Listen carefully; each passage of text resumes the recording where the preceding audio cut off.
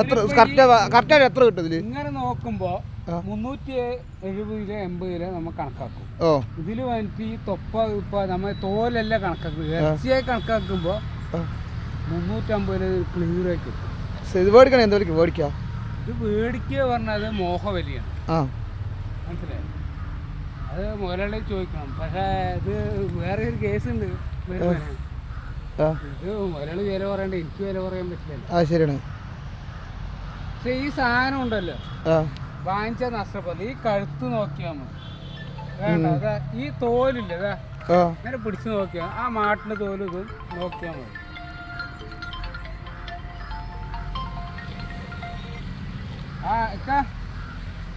ഒന്ന് video call ചെയ്യോ?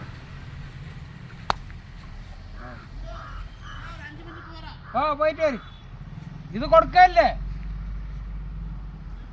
കൊടുക്കന്നെ പിന്നെ എന്തിനാണ് കൊടുക്കന്നെ?